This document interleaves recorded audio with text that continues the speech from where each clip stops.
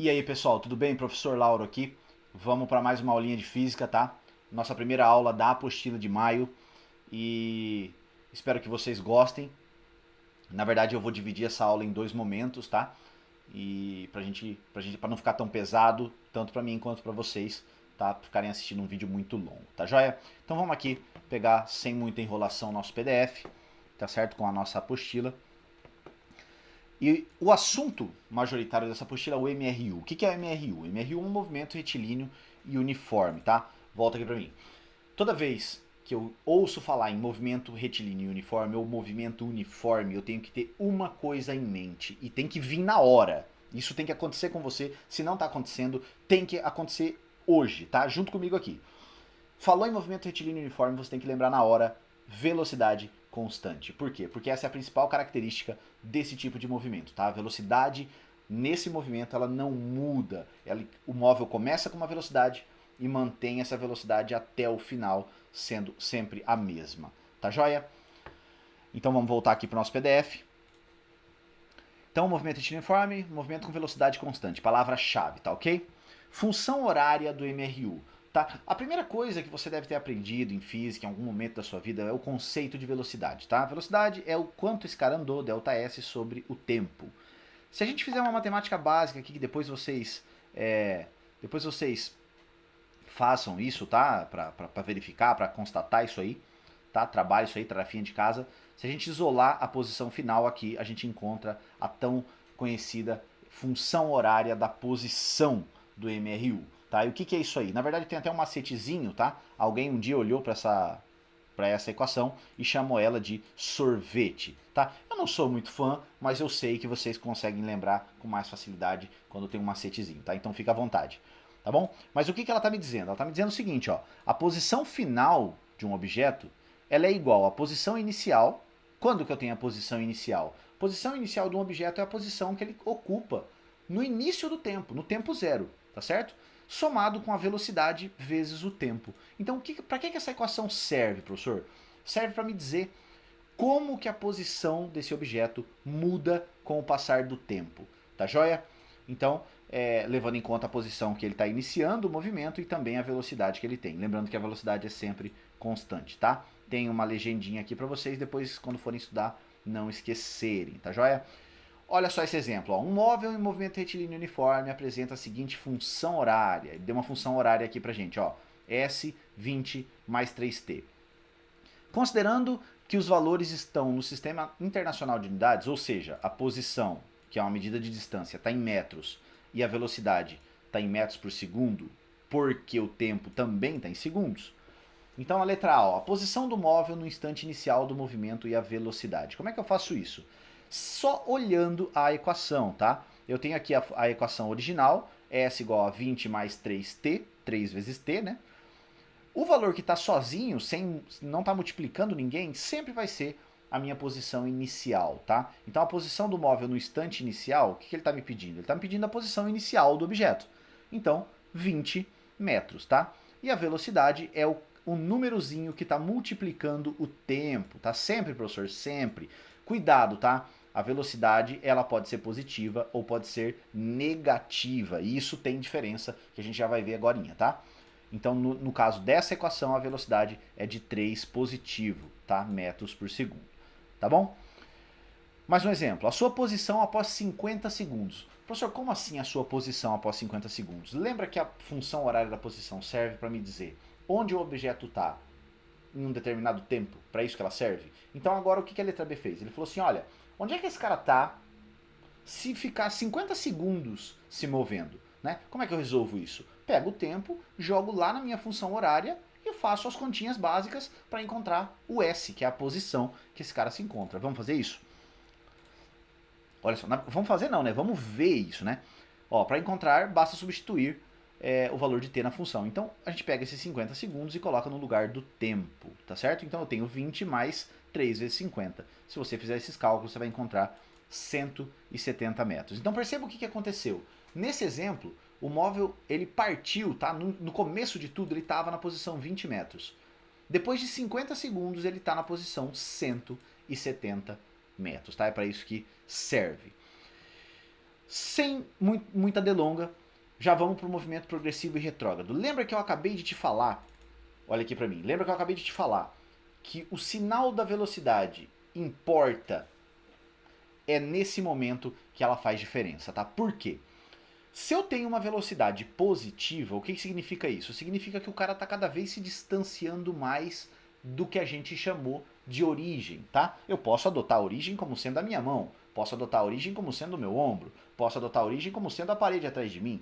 Tanto faz, e a isso a gente dá o nome de referencial, tá? Então a origem ela pode ser em qualquer lugar. Mas desde que eu defini a origem, se esse cara está se distanciando cada vez mais da origem, então a velocidade dele é positiva. E aí eu digo que esse movimento é um movimento progressivo, tá certo? Se você tá ligado e é esperto, depois já concluiu, né, que depois que eu defini a origem, o sistema inicial, aqui o ponto inicial, se esse objeto ao invés de estar se distanciando, se ele estiver se aproximando da origem, ele vai ter uma velocidade com sinal negativo na frente, porque ele está se aproximando da origem, do zero. E a isso eu chamo de movimento retrógrado. Tá certo, meus queridos? Então vamos aqui para o PDF, né, para a gente rever isso aqui. Ó. Movimento progressivo ocorre quando a posição ela é maior, na verdade a velocidade ela é maior do que zero. Tá? E o movimento retrógrado quando a velocidade ela é menor do que zero. Tá bom? Então o cara está avançando na trajetória ou ele está retornando. Isso indica movimento progressivo ou movimento retrógrado. Tá? Vamos já fazer um exercício aqui, depois a gente aborda o resto dessa apostila, tá? Porque aqui a gente já vai entrar em gráficos, já é uma coisa um pouco mais além, tá? A gente deixa para nossa segunda aula, tá bom? Pra gente digerir bem essa teoria primeiro e aí depois ver o resto da aulinha de maneira bacana. Então, ó, as atividades. Primeira atividade, vamos resolver a número 1 aqui. Um carro percorre segundo a função horária S200 menos 20t. Letra A, qual a posição inicial e a velocidade do carro? Meu querido, olha só, é exatamente igual ao exemplo que a gente acabou de fazer, tá certo? Ele deu pra gente uma função horária e pela função horária eu olho aonde estão a posição dos números e eu sei o que eles significam. Ah, o cara tá sozinho? É a posição. O cara tá multiplicando o tempo? É tal coisa. Então vamos fazer isso? Vamos aqui pro quadro, tá? Para um quadrinho aqui que eu dispus pra gente. Então olha só, a função horária ela é S, tá certo? 200, perdoa a letra, tá? É que eu tô escrevendo com o mouse, tá, gente? Então assim, tá bem ruim. Opa, mais não, né? 200 menos 20 vezes tempo, tá? Ou 20t, tá? Simplesmente. O que ele pede? A posição inicial e a velocidade do carro. Meus queridos, olha só, a posição inicial é o cara que está sozinho, lembra? Então aqui eu tenho 200 como posição inicial. Vou até colocar aqui, ó. Posição inicial, 200 metros, tá? Não esquece da unidade. Velocidade é o número que está multiplicando o tempo, tá? Só que presta atenção que eu tenho que olhar para o sinal. Então a velocidade, nesse caso aqui, ela não é 20, ela é menos 20, tá certo? Então aqui, pra gente agora, essa velocidade, essa velocidade, né, desse objeto, ela é menos 20 metros por segundo, tá certo? Então, respondido aqui pra gente, tá? Posição inicial 200 e a velocidade menos 20t. Letra B. Qual a posição do carro no instante 5 segundos? Opa! Posição do carro no instante 5 segundos. Vamos fazer isso? Deixa a função horária ali. E o que a gente vai fazer? A letra B pede pra gente no instante 5 segundos qual a posição. O que eu faço? Coloco esses 5 segundos no lugar do tempo, né? Então aqui eu vou ter 200, certo? Menos 20 vezes o tempo que ele me pediu, que é 5 segundos. Correto? 20 vezes 5 quanto é? 100, né? Então eu tenho S igual a 200, que já estava lá, menos 100, tá? 200 menos 100 a gente sabe quanto é. 100 metros. Ok? Agora olha para mim. É isso que eu quero que você faça. Qual é a posição inicial dele? Você lembra? A posição inicial desse cara é 200 metros, tá certo? É aqui, ó, 200 metros. Depois que passou 5 segundos, qual a posição dele? 100 metros. Professor, mas peraí. Esse cara voltou? Sim. Lembra que a velocidade é negativa? O movimento ele é retrógrado. Então esse cara, com o passar do tempo, ele não está se distanciando da origem, ele está chegando perto da origem. Lembra disso? Você viu como as coisas se encaixam, elas fecham? Legal, né? Vamos continuar? Próxima pergunta. Letra C. Em que instante o carro passa pela posição 80 metros?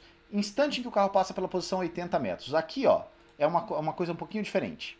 O que a gente vai fazer? Ele disse pra gente que ele quer que o carro passe pela posição 80 metros e qual é o tempo.